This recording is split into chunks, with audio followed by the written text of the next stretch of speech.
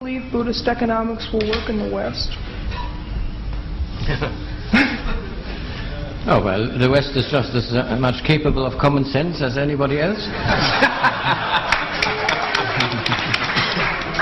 It's got to work. We've got to come to something more rational than what we've got now. And if we don't do it deliberately, it'll be forced upon us through the facts of the universe. We can't go on building buildings like this.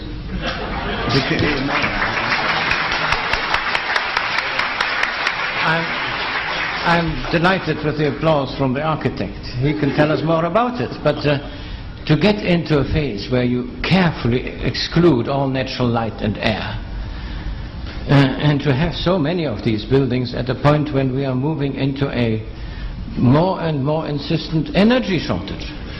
This is quite a thing. So we'll have to adopt quite different principles in our thinking, namely that there is no virtue, no value in maximizing consumption. You want to maximize satisfactions, and you want to get your satisfactions with a minimum of consumption to still get them. Now, this is what the voluntary simplicity movement in this country are beginning to discover. They're not dour-faced Puritans. On the contrary, they say, God, I'm all burdened with all this clutter. In order to maintain this clutter, I have to make a big income. So I'm in the rat race. If I get rid of the clutter, I can get out of the rat race. And I can have a job, a modest job, which is enough to keep me going. And I'm a free person compared with what I was before. There's an excellent group in California whom I encountered, a group of Quakers who, perhaps a bit sardonically, call themselves the Earth Quakers. But anyway, they want to get back to the earth.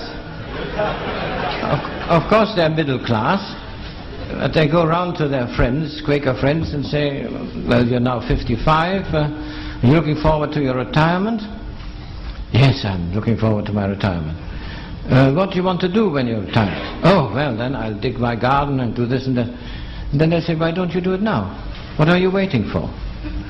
And this comes as quite a shock. You know? They'd never thought about it. They say, yes, actually I can do it now, you see. And they rid themselves of all this clutter and find that they can, even at 55, retire, of course, with a very much smaller pension, or perhaps no pension at all, but they'll survive. Now this is an interesting movement. This is a reorientation towards what I call Buddhist economics. I mean, I might have called it Christian economics, but then no one would have read it.